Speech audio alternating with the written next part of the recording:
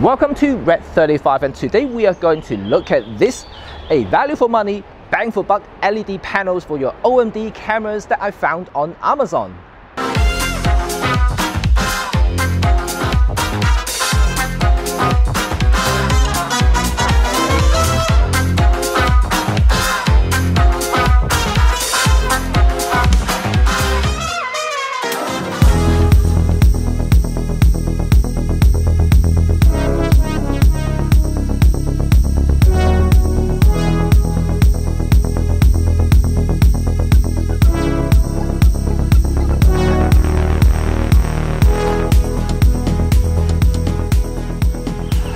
Thank you for joining me, guys. Today we are going to look at the LED, the BoLing LED in specific, because I got this light not long ago, and just to experiment the different light source, to be honest. Well, for most filmmakers and videographers out there, LED light is an essential tool for them, and yeah, you guys will be very familiar with it if you're already shooting films. But as a photographer myself, so this is like a brand new territory. So I find it quite interesting to experiment, and of course, because I'm starting to make a lot of film myself now, and so I think that it's time to invest in a light that I need to bring along to my shoot.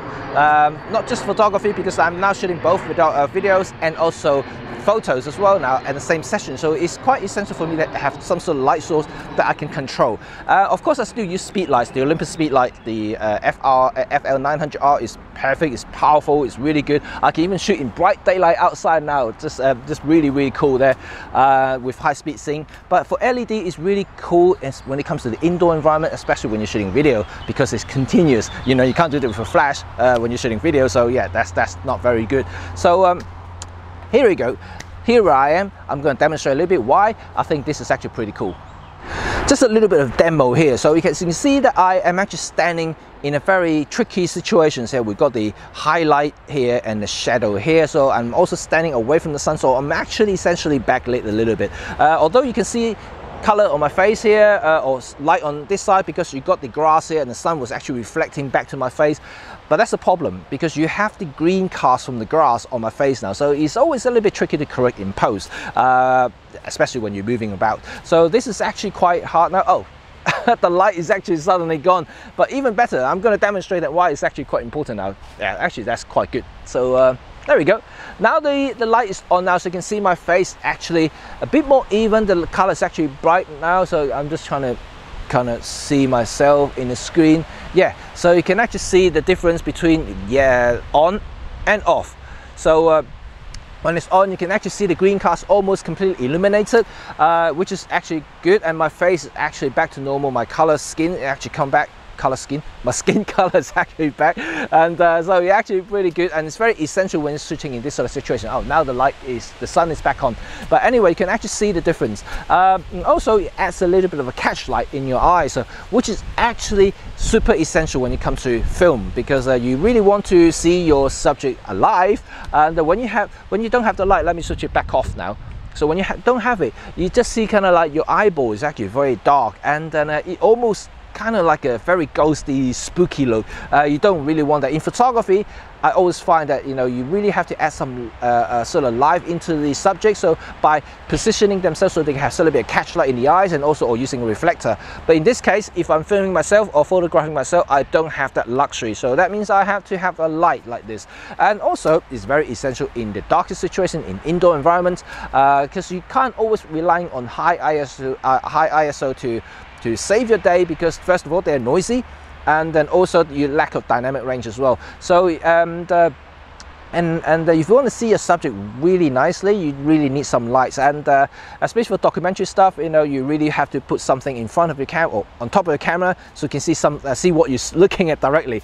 I did an event a couple of weeks ago, and then it actually turned out really good when I'm having this light on. So so far I've done about 4 or 5 video shoots now with this light, so it's actually very essential. And I'm also investing this idea of LED lights simply because my studio should be ready in a couple of months, so I'll be having lots of different lights there, so I'll be experimenting. So if you are interested in, remember to stay tuned. So when my studio is ready, I'll be starting to showcase a little bit more about lightings and things like that, and on both stills and also videos. So remember to check that out. But anyway, this is the demo, so you can see why I think having a light is actually quite essential. Oh, okay, right, here it is. Finally, I can show you the light. This is the BoLing LED light. It does come with this kind of military looking pouch for you to transport the unit from point A to point B.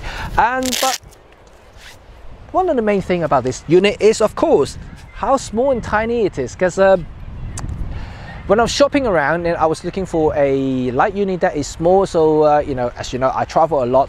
I often pack my bag so tight with like different lenses, different cameras, and different lightings like flashlights, batteries, laptops, and all sorts of things. So anything that doesn't take up a lot of space is always a bonus for me. So this is very cool. And also, when looking at features, a lot of the similar sized products don't have the same features as this guy, because this thing has a lot of things, functions that actually coming from bigger and more expensive units. So yeah, this is actually pretty cool. I'm going to go through them individually for you guys so you know what I mean. But first of all, let's look at the build quality. So this thing is metal built, so very solid, feels nice in the hand. But I think the main reason is for heat dissipation, because you know, for a lot of lights, if you shoot continuously or on continuously, like when I was shooting an event a couple of weeks ago, I was having this unit on for about 6-7 hours, and yeah, it does last. It was getting a bit warm, but I wouldn't say boiling hot. It wouldn't burn your finger, anything like that, but it does feel a little bit warm in the back. So yes, having a metal casing would definitely help in terms of heat dissipation. And also in terms of flexibility, this thing is pretty good. First of all, it does allow you to change color temperature, which a lot of the smaller units won't allow you to do that. And you also have an LED light panel at the back, so to show you exactly what color temperature you set it to. And so it ranges between 2500 to 8500K. So it works in almost any situations, which is actually pretty dope. It also has a dimmer switch, so it allows you to control the intensity of the light itself as well. Talking about flexibility, even lighting angle can be adjusted, which is actually pretty good. But it's not like a barn and things like that, you know, barn door for the light. So it's more like to do with the actual bracket itself. So this is the magic bracket. So I'm going to show you guys now. So this is actually pretty cool here. So you can see it looks pretty funky anyway. But it does, first of all, you have to see these threads here. So it actually has all kinds of threading positions, so you can mount all sorts of things to it. And then you also have this bracket that actually can be swiveled around, up and down, left and right. It's actually pretty good. So like it does come with this little thing here, and so you can actually mount the light on top of the camera itself, just like I did earlier.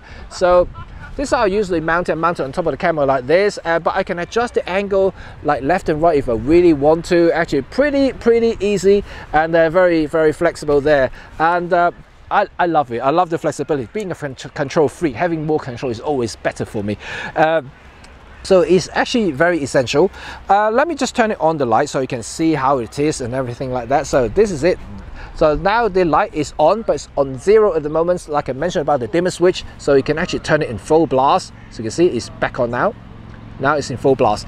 But not just the light itself though. This thing does give you extra features that you may actually be quite interested in. First of all, it does give you a permanent color. So like if you sitting in a room, you want to have just to give your room a little bit of a different color in different scenes, you can do that with this light. So you can set it to pink or actually all kinds of colors if you wish. There in the back panel, it does tell you the actual color code, so you can actually adjust it accordingly, and also write it down if you want to set it back to the same color next time you want to shoot it. So very easy to follow, just amazing. And then it has this kind of funky changing color setting as well. So like, let's say if you want to in the room that you want to change this color, you can see my face, just very easier to see. So this light will actually changes over time, and then just rotating in different colors. So it's actually pretty cool there. So if you want this sort of effect, it allows you to have that. But next option, I may not be so keen, but I think my kids love it, is actually a what I call it, the disco light. So like it does have this changing color flashing motion thing, and my kids actually love to dance with this when I put the music on with this light. So actually pretty funky there. If you use this, that would be awesome. And also it does also have a flash thunderbolt light thing. So like now look, it's trying to mimic a thunder situation, a lightning situation. Is actually pretty cool if you need it, but yeah, I don't know. I'll probably use it for SOS while I'm out and about if I get lost or something. So actually pretty cool if you need it. So overall, I think it does have a lot of really kind of standout features on the light itself, and it does have USB-C charging, and which is actually very common these days. And I'm glad that they use USB-C instead of like micro USB, because it's not as reliable. So yeah, this is the port here, so it's actually pretty nice, and it does charge it fairly quickly. But yes, here is the but, and then when I was charging it, and the back panel will show you charging, also show the percentage of being charged. For some reason, maybe just a faulty unit that I have here, but it works out. Can't be bothered returning it. And is that the thing, when it's fully charged 100%, it will go back to 98, and then go back to 100 again, 98 and 100, no matter how long you charge it for. So you really can't tell whether it's actually fully charged or not. So but anyway, I usually just plug it overnight, so I'm pretty sure that's overcharged. Anyway, so it's actually cool, and I love it, and I think it's a true functional mini LED light panel for you to use for your filmmaking.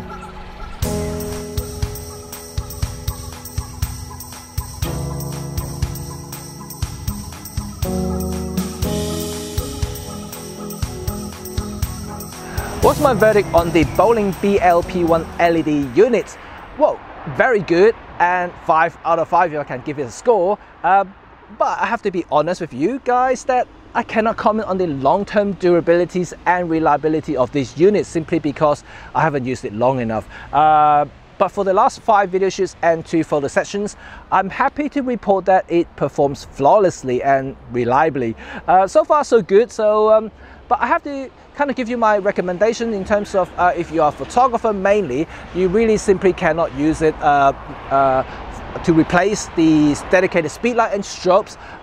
It's just not strong enough in bright daylight like this. Your dedicated speedlight and strobe is still way more powerful and way more flexible in that sort of situation, especially if you have an M1 Mark II or M1X where you can use high-bit sync, for instance.